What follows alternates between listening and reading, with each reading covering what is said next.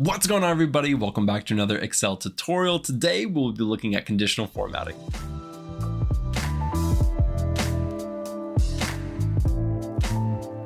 Now, if you've never heard of conditional formatting before, that's okay. I had never heard of it before I became a data analyst. And so now that I've been using Excel a lot, of course, I use it quite a bit. And so I want to show you how to use it. Conditional formatting is basically just a way to see patterns and trends in data. And that's a super simple way of putting it.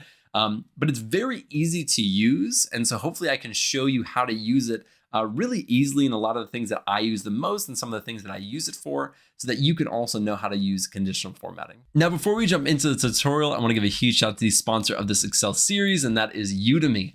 You guys know by now that I absolutely love Udemy. I've been using them for years, and I've taken literally hundreds of courses on Udemy, and I've learned so much, especially when I was first starting out as a data analyst. I learned a lot through their Excel courses on Udemy. And so I have actually put the ones that I really like and I have taken and enjoyed and think you would as well in the description. So if you want to take those, be sure to check those out. Again, huge shout out to Udemy for sponsoring this series. Now, without further ado, let's jump onto my screen and get started with the tutorial. All right, so let's jump right into it. On this home tab right here, if we go all the way over to the right, there is conditional formatting, and the description that it gives us is easily spot trends and patterns in your data using bars, colors, and icons to visually highlight important values. And that is exactly how I would have defined it. Really good job, Microsoft. Exactly how I would have done it. So what you'll see right away is there's nothing too complex. So we have some highlight cell rules. We have some top bottom rules, data bars, color scales, icon sets, and then at the bottom, we can create a rule, we can clear the rule, and we can manage our rules. So if you create a rule, then you can manage it. So we're going to start with these icon sets, and I'm going to show you how to use those, and we'll work our way to the top, and then I'll show you how to create some rules yourself and how that all works. So let's start off with the icon sets. I'm going to go over here to sales. And for this data, we kind of have this trend or pattern that you can kind of see over time. So over the months. So if we go right here and let's use that conditional formatting, let's use that icon sets. And right here, we can use these directional. So, we have this kind of time series each month that shows us how much paper they're selling. And if we do this right here, it's going to show us if it's kind of average, or if it's below average, or if it's above average, or if it's going up. So at a really quick glance, you can kind of see the pattern of this data set. It's kind of going mostly yellow and red. There's only 2 months where it's going up significantly. Now, we don't have to only do that for one row or one column. You can apply it to all of them, but as you can see, all of these are red. Now, why are they all red? It's because they're using numbers for everything. So they're comparing these 24s and these 50s and 65s against these 450s and 750s. And so they're all going to be red. But if we do it individually, if we do it each row, if we take it just like this, and then we go to icon sets and do it, it's going to be much more representative of the actual printers, not of all the numbers as a whole. And you can do other things. The arrows are ones that you'll probably see the most often. That's the one I've used if I ever do use them. But you can, do ones like this where they have, kind of a trend upward or a trend downward. And so there's just several more arrows. This one only gives you 3. As you can see, this one gives you 5. And you can do, colors or shapes or different indicators and all these different things. And honestly, it's kind of whatever you want to use, whatever makes sense for your data. But, I've really only ever seen like these colors being used. I've never really seen these flags or anything like that. But again, it just depends on what industry you work in. You might see that. Let's go right over here to the demographics, and let's look at our color scales. Now, color scales are going to be probably the most obvious thing that in data bars are going to be the most obvious things in here. If you go right here and you look at this color scale, if it's high, if it's among the top ones, it's green. The lowest, it's red, and you can change that to really any colors you want. Any colors that they offer you. And it does exactly what it does. It's a color scale, a gradient of the colors from high to low or low to high. And so any color that you do, you'll be able to kind of see, what's good and what's not good. That really is color scales in a nutshell. Data bars are, again, super straightforward. it's going to be either a gradient fill or a solid fill. So let's look at the gradient fill. If we do a blue gradient fill, actually, let's get rid of our, let's go over here. Let's go to clear rules from selected cells. We haven't looked at that yet, but that's how you clear it. Let's go to data bars and we'll use this blue gradient. So with this blue gradient, this one is the highest one. So it's going to be completely filled. And this one is 36,000, almost half of this, pretty close. And so it's almost half. This one, again, it's not used very often. You don't see these a lot, to be honest. You just don't. But if you do see it, that's how you use it. That's how it can be done. Again, pretty easy. As I just showed a second ago, if you want to clear the rules, you can clear it from the selected cells. That's what we're doing. So I have column G selected, and I'm gonna clear that. If you want to clear the rules to the entire sheet, you can do that as well. So it would affect every single column and row. We'll just do this for now.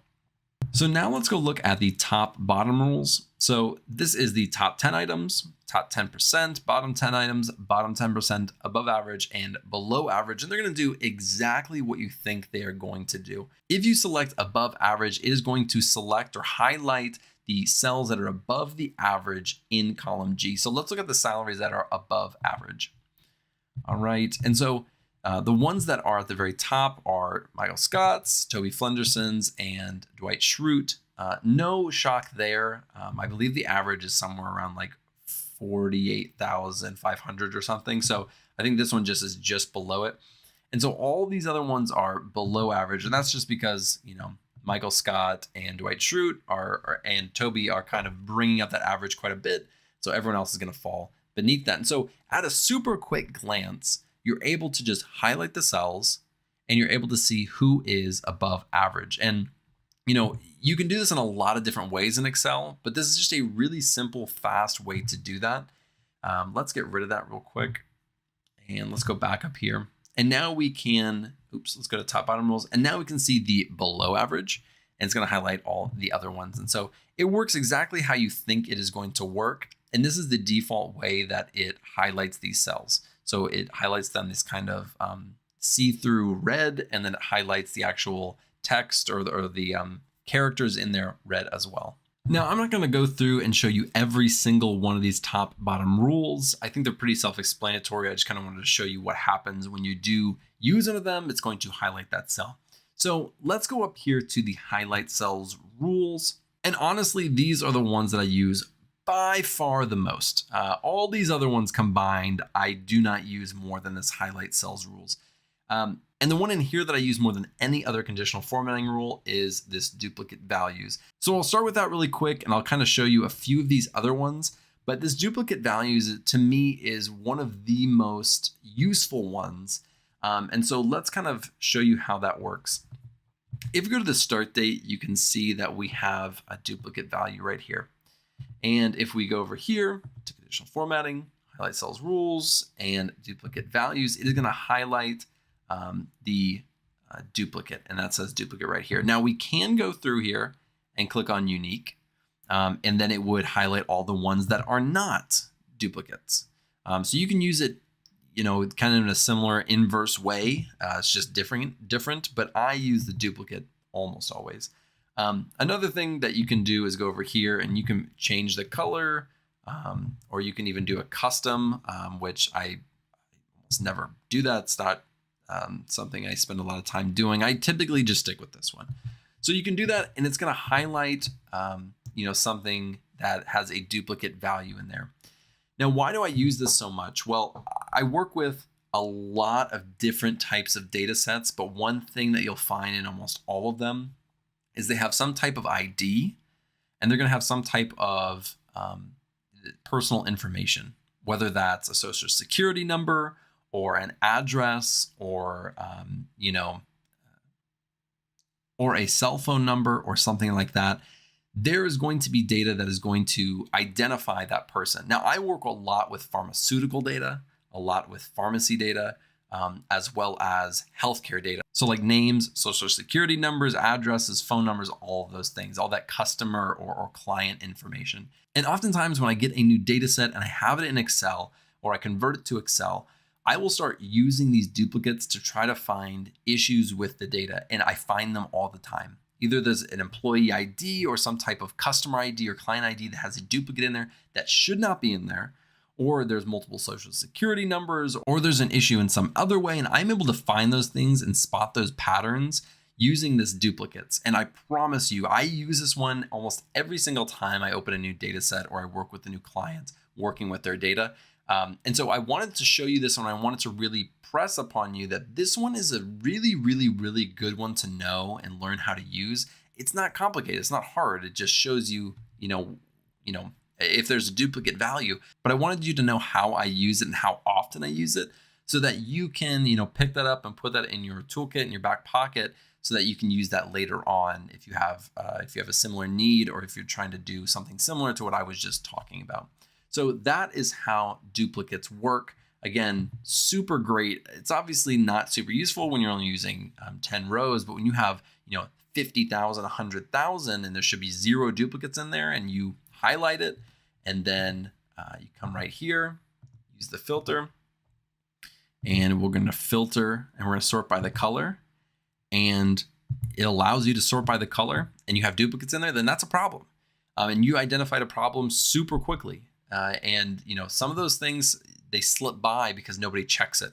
And so that's something that I often check. And if you go here and you sort by color and there isn't an option to do this pink red color, then that means there aren't any duplicates, and that's a really good thing. Most of the time, that's a really good thing. So let's go ahead and we're going to clear that as well as get rid of our conditional formatting rules.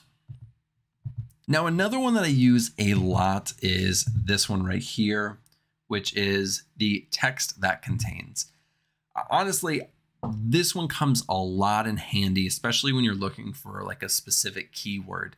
In my case, a lot of times I was using this when I was going through drug names. I am not a doctor. I do not pretend to be a doctor. And so when I was looking for lorazepam or something like that, I would just search for like Loraz or something, and not Lorax, but Loraz, I would just search for it, and then all the ones that contain that would pop up. I can bring them to the top and I can see them.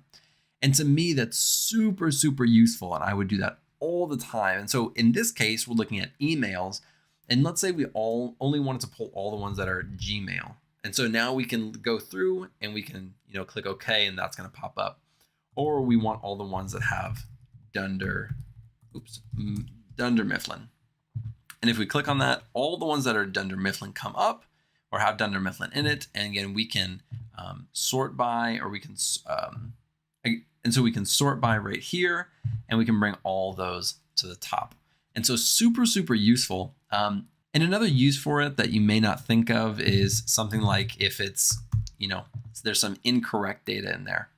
This happens often with phone numbers, addresses, start dates, or dates in general, date formats, where you can go in here and you can say text that contains, and if you put in a dash and it has it in there, then that is wrong. Now that is really all I wanted to show you in the highlight cells rules. The duplicate values in the text contains are by far the ones that I use the most. All the other ones I have used, these ones not so much, but in these highlight cells rules, I use these two all the time. Sometimes I use this between.